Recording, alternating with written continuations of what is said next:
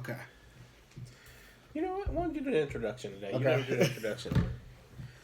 Welcome back, everybody, to Shooting the Shit. I'm Jeff P, and our co-host is. Lawrence Peterson. And we got another great episode for you today.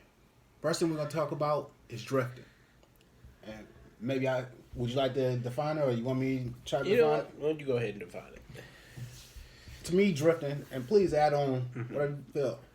I think drifting is moving along aimlessly, right, without any purpose. Not deciding to make a decision, not actually thinking about what you want, or not thinking independently, right? Just accepting whatever the world throws at you. Mm-hmm. And this is a problem. Drifting is a problem because it stops you from getting your objective. It stops you from going where you're trying to go. It stops you from doing what you want to do. It stops you from becoming who you meant to become and what is possible and available for the wild you, which is absolutely important.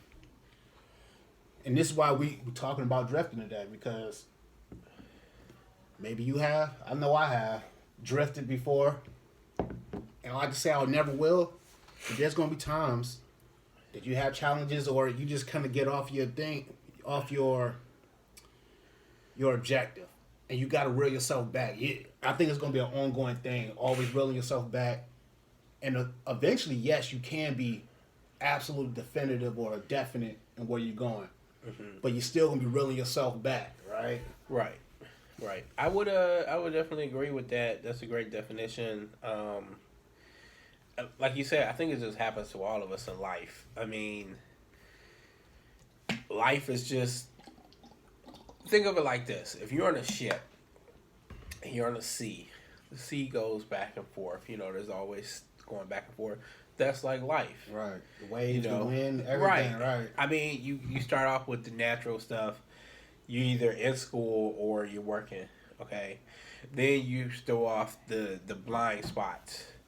Man, my one of my parents got sick, I got to take care of her. Or I had a kid, and I got to do all this stuff for my kid. And, my kid is sick today, I got to take care of them. Or he need this medicine, I got to go and find out and get this money somehow. You know, so Right. it's always It's something. the expected and the unexpected. Right. You know what I'm saying? So it's like weather. Like, it just kind of comes and goes, and you try to work around it, you know. So I guess in that metaphor, drifting would be if you're on the boat and you're just going wherever the flow of the water takes you. You know, instead of you, all right, we need to go such and such latitude, such and such longitude to get to our destination. All that weather going on, and you just like, you know what? I'm just gonna go below deck. I'm gonna weather the storm, and wherever we come out when the storm is over, I'll re-navigate after that or something. But the issue with that is when you drift, sometimes you might drift for a couple of days, a couple of weeks, a couple of months, even on occasion a couple of years. Right. You know what I'm saying? Like, I'm sure many people can relate to this. You kind of woken up one day after a while and be like, what have I been doing? Where did the last couple of years go? Because the last time you were mentally on course was a while ago, and you know, like, wait, I'm way off course. Like, I don't even see the North Star out here. Right. Like, I'm way off course. What have I been doing? You know, so. And you're just hoping that you don't crash into something. Right. Shit don't sink. Right. So let me ask you this then, Boogie. What are some ways that you feel are good ways to prevent that drifting? I would say reiterating focus. So, like, if you know what it is you're trying to do, whatever your destination is, you want to have reminders around. Like, for me, myself, I want to be a professional artist, and I have my studio, and if I don't be able to get down there and work, every so often I find that I gotta at least just go down there and just sit in there for 5 minutes. Even if I ain't working, I'm just sitting in there, and it's just like, okay, this feels like home. This feels like where I'm supposed to be, and I can't get in here how I want to, but I need to do that to remind myself of what I'm working for and who I am, you know. Putting yourself in that right environment. Right, in that right environment, you know. Yeah, and it kind of re-encourages you, right. you know. Sometimes looking at art books, sometimes watching art lectures, you know, anything that can kind of like remind you and reinforce who you are and what you're trying to do. I like that because, I mean, like we said when we're opening it up, you got to bring yourself back, you know. So yeah, I mean, sorry to interrupt. No. But if you talk to anybody who's a captain of a ship or ever been sailing or something, you have to readjust your course. Like you can't just be like, all right, we going over there, and I'm just gonna put this straight, and I ain't gotta come back to the wheel. If you do that, you're gonna end off way over there somewhere. Right. You know, and so you gotta that small little right. You gotta constantly kind of readjust from time to time. You know, it's sort of like, all right, let me just keep an eye on it. You know, all right, I can do other stuff, but I still need to make sure we're going at least in a general direction. You know. You know, I would say a great way to prevent drifting is to avoid the novelty effect, which is always jumping into something new, always looking for that new thing, always. You're starting out. All right, I'm gonna go down to the lab today, and I'm gonna spend 30 minutes in there. But on your way down there, you pick up the phone, and now you searching YouTube videos about. I don't know. It started out from Power Rangers, then it jump over to suitcases. Oh yeah, I've done that. Right, so that novelty effect, always looking for something new. If you already had that vision, focus on first thing first. Do what you're gonna do and be done with it. Yeah. I've definitely been guilty of that. I have too. I go down, all right, I'm gonna go down and paint, and then I'm like, all right, well, there was this one thing I wanted to look at before, and it's only 2 minutes. It's only 2 minutes. It's a 2-minute video. Let me watch it before I get started, and then you can convince yourself. You be like, "What is this motivation? You know, it's some cartoon I really like or something," and it'll make me like, "Oh, I want to, reemerge." It'll give me some kind of inspiration, and then it's like porn. Everybody, at least every guy, had this experience. All right, let me look at this one thing real quick. 3 hours later. Fuck. I'm still looking at porn. Yeah. YouTube. Oh, man. The time suckers, man. Yes. They'll get you, man. They'll get you. They'll catch you slipping. We'll be another course of action there. Another course of action, probably like if you have friends that have the same interests. And, sometimes this is like physical friends you hang out with. Mm-hmm. Sometimes there's friends on a message board. And sometimes, it's just people don't write letters anymore. But sometimes, like people you text to, I guess that's right. The modern day. Just, even if, like I got a friend I met at a LuxCon, pretty cool guy. And from time to time, we'll speak on like Messenger. And I even called him on the phone and talked to him, Cool guy. We don't talk very often, but sometimes it's needed to kind of right. Like, because I know like, all right, I'm trying to get to where he at, and he kind of relate to my situation, and you get that like reestablishing of like, okay, all right, I'm back online, I'm back where I need to be, just to mentally get yourself back in that space, I absolutely agree with that. You gotta.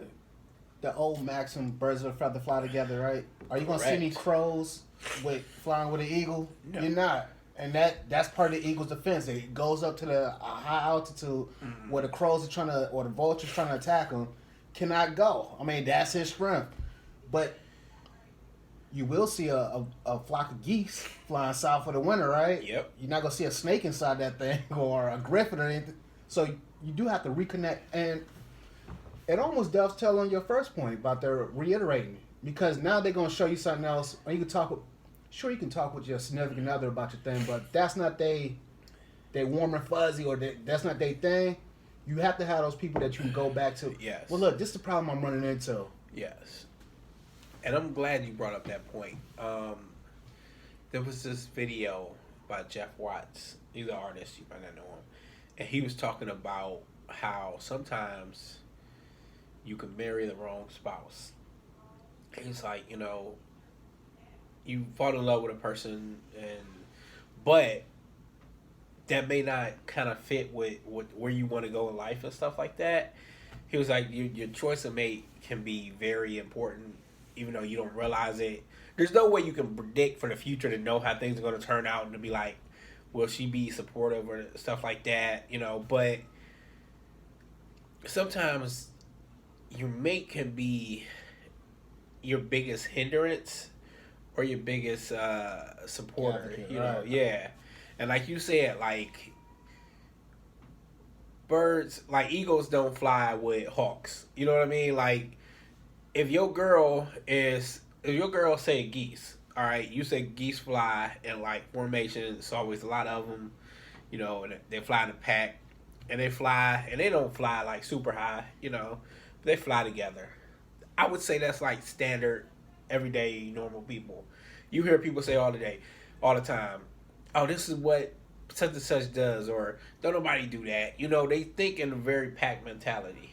All right, so if your girl fly like this, or your mate could be girl guy, depending on whatever, and you a eagle, so you up here, you cannot expect her to come up here with you. Much as you might want to, you can try it, and maybe she's that kind of person that she'll lift up.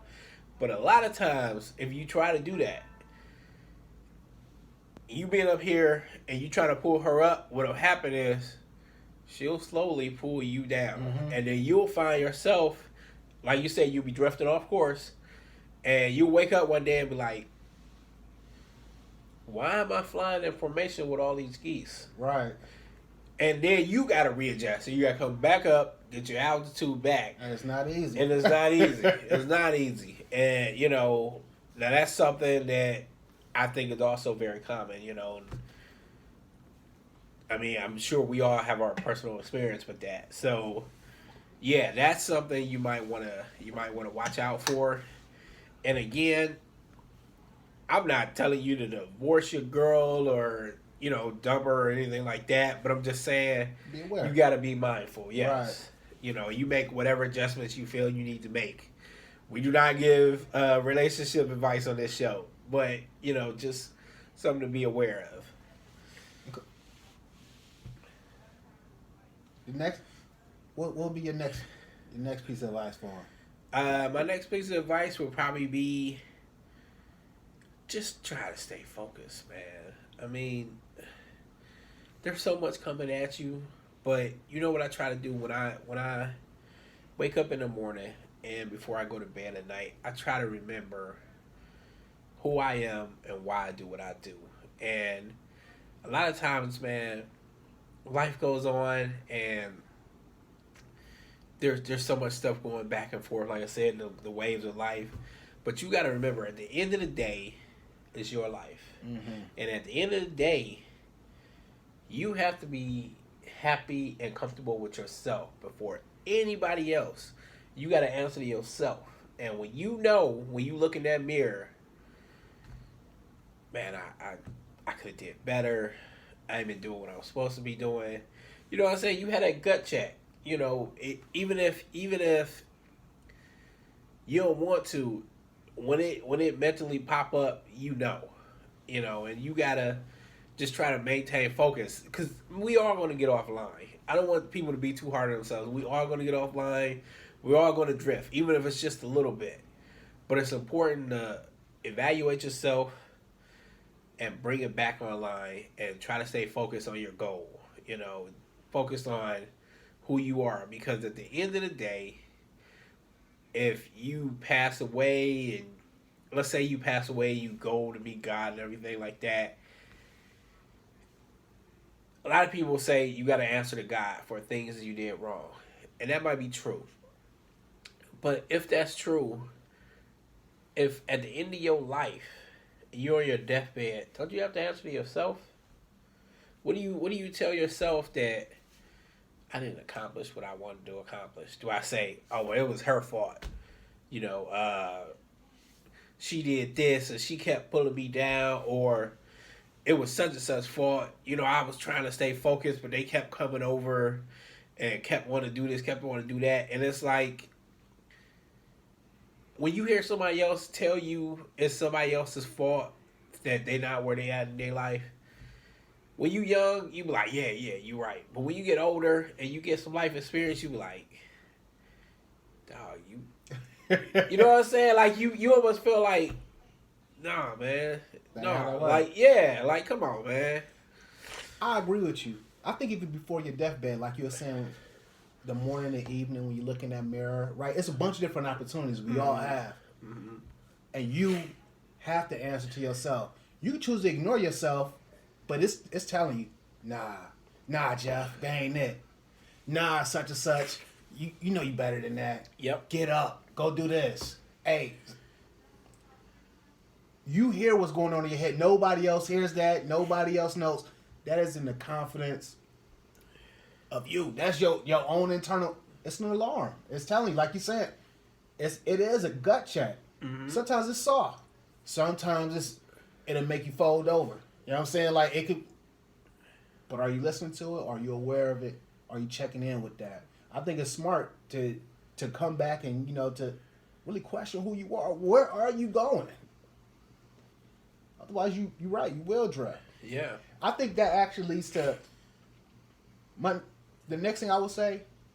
I think freestyling is a big thing that throws people off. How do I mean?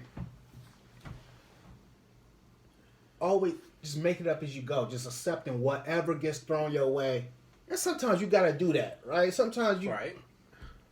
The boss say we gotta produce X amount of widgets this month, and it's usually been 1,200. Now it's 1,500. Right. Yeah, you're gonna put some more hours in. Your kid, like you said, your kid's sick. That's not a normal everyday thing, but it's like, man, all right, now I gotta do this. Now I gotta, make sure they're washing their hands. Now I gotta make sure X, Y, Z. Other stuff comes up. You're gonna do that. The thing I'm talking about is freestyling is never having a plan, never having a direction, never having an idea. In film, they call it a shot list, right? If you just get your camera out and you just like, all right, I'm going to do a documentary of geese flying south for the winter, right? Right. You might want to get a shot of the birds flying. You might want to get a shot of them walking around and, dropping dirt turds, being around the lake. You probably want all that stuff. Right. But is that going to tell a story? That doesn't tell a story. Nah, it doesn't tell a story. You're going to need more shots, right? Maybe you might want to have a geese expert. Whatever. Right. But you need to think about that stuff in order to get the product the way you want it to be. Right. You need some kind of at least blueprint or rough idea of how you're going to approach it. That's a valid point. Damn. Yeah, that's a very valid point. And yeah, because even with a rough idea, it don't always. I've learned this with my artwork. I'd be like, all right, well, I got a rough idea how I want to do this. I got a sketch. I got to, you know what I'm saying? And I'm guilty of not fully taking all the steps that I know I need to do. Like, I can shortcut that. I'll get here. I'll wing it. I'll figure it out. For the most part, I got it down. I got like 60 to 70% of everything down. And then at the end, I'm like, all right, that's not bad. But I partly know it could have been better. It could have been better. And it wasn't better because I didn't take the time to do all the steps that I need to do. I didn't take the time to plan out everything, to work out all the details. So I definitely have to agree with that. You just hit on the point. Procrastination is another thing I think that leads to drifting. I'll do it tomorrow. I'll do it Monday. Starting next year. You know what? Next month. You're right. We are all guilty of that. And sometimes the best and the easiest way to do it is, all right, man, I'm going to go ahead and get that over with. Do that thing that you don't want to do immediately. Get it over, because it's going to keep nagging you. That gut check we were just talking about, right? You hearing it in your head, you know it. Do you really want somebody else to tell you? Do you really want that? You know what I hear in my head? I hear Jocko. I don't want to work out today. I work out today. I want to go to the range today. I'll go to the range today. When we going to do it? We're going to do it now. You know, I just hear that voice in my head. I know exactly what you mean, man. Even for that one Rocky movie where it's just like, Rock, we gotta train. We gotta train, Rock. I'll do it tomorrow. What are you talking about? There is no tomorrow. There is no tomorrow. Get it together. You know, just like, yeah, we all guilty of that, man. And you're right. When you put it off, man, in the long run, one, there's no telling how far you can be setting yourself back. But two, it just throws off your focus, man. You're right. Sometimes I don't want to do it, but once you get yourself in a certain mind and discipline, you can mentally say I don't want to do it, but at the same time get up and go and do it. But that's when you build that discipline.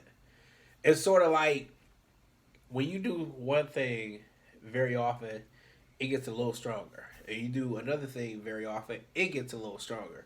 So if you tend to procrastinate, every time you do it, it's getting stronger. You're getting better at it. You get better at it. Yeah, you develop a skill of procrastination. Yeah, so that's what I always think of. All right, so which one you want to win? Which one do you want to grow yourself in? It's in a way that relates to drifting. All right, if I want to go right, am I gonna keep going left even just a little bit? Nah, I'm gonna go right. It might be a little harder here, but once I get here, it's gonna be a lot easier. So what else? What else needs to drift? Honestly, birds of a feather flock together. And reiterate what you were saying, like we were talking about the influence of your girlfriend. You also got to consider the influence of your social circle. You know, work circle. Yeah, community circle. Yes, right. Yes. Your circle, man. Your circle dictates so much, and a lot of us are more social. Like I myself am more hermit-like, so it's a bit easier for me. But if you got a lot of friends, if you're a social person or something, man, you can the influence they have on you, you don't realize. Mm-hmm. And you know, if your friends are like, "Hey, let's go party. It's Friday night. We turning up." You get that call. What you gonna do? Man, I was gonna study tonight. I'll do it tomorrow. Yeah, I do it tomorrow. I'm turning up tonight, though. You know what I'm saying? And then you doing it tomorrow, and you kind of a little hungover. You kind of a little tired. You're not at your best. Somebody else call. Hey, such Susie, going through it, man. We gotta go see you. What are you up to, man? You know what I'm saying? Stuff like that. So it helps if your circle, even if they're not on the same thing you're on, it helps that they got some kind of focus. You know, if they're just drifting through life, they're gonna take you along. They're gonna take you along with you. I'm sure you probably heard this in some iteration. If you got 9 broke friends, you gonna be the 10th one. Mm-hmm. If you got 9 people or however many people in life drifting through life, and they're in your circle, guess what? You next. What I'm hearing you saying, the social circle, your environment.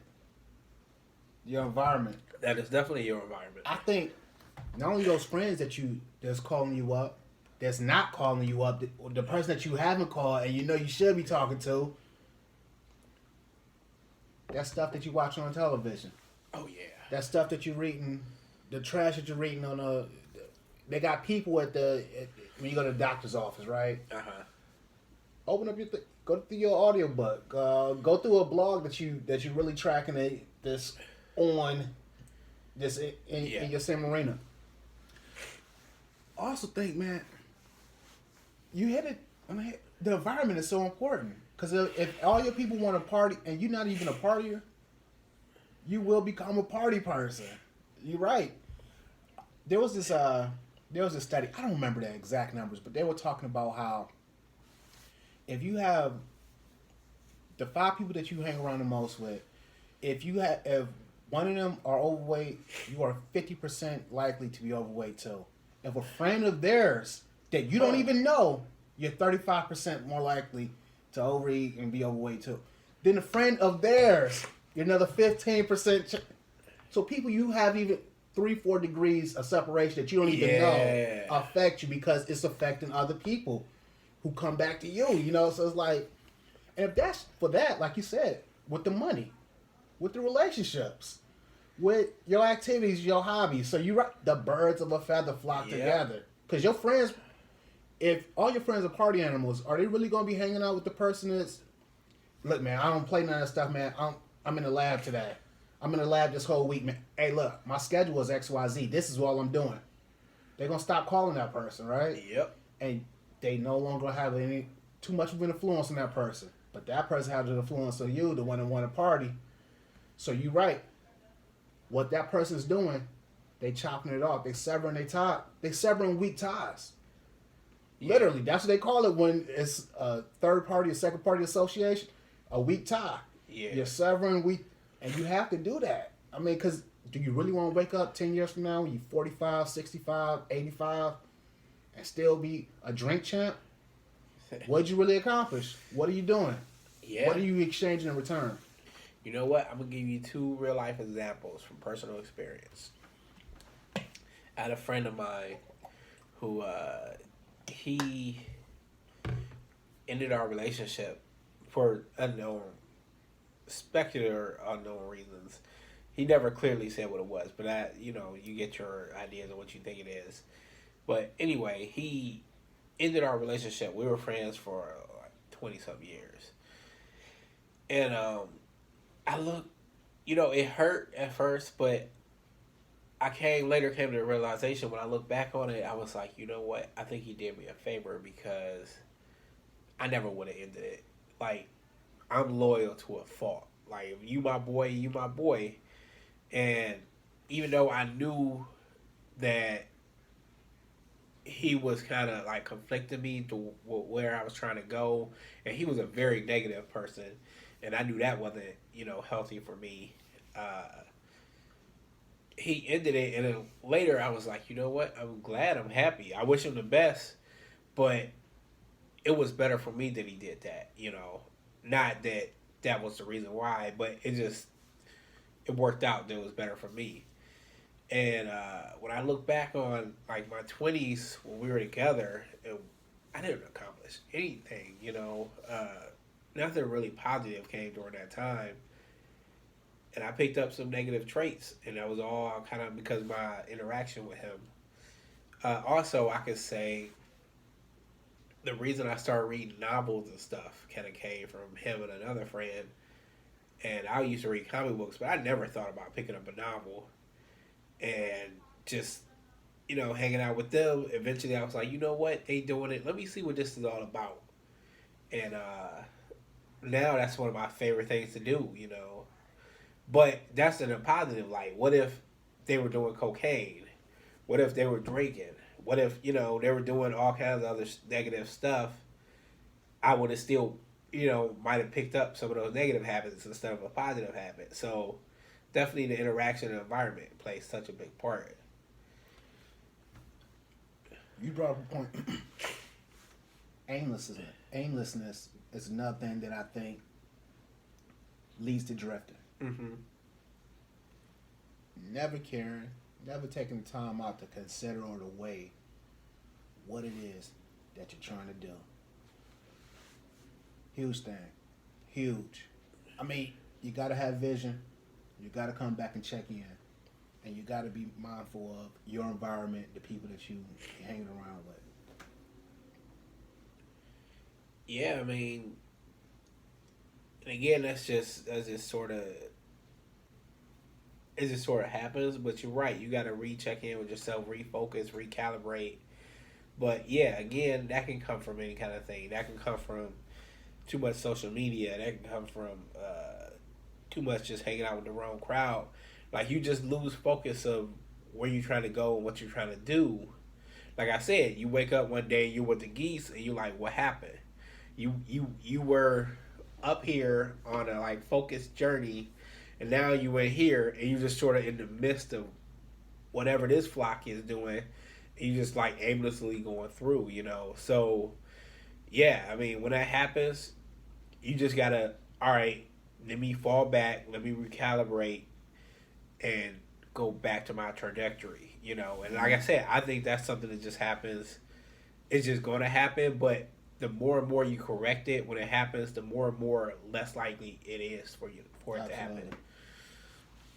I think that's a good cutoff point as far as like drifting. So we can start on the second thing. So let me just pause this for a second.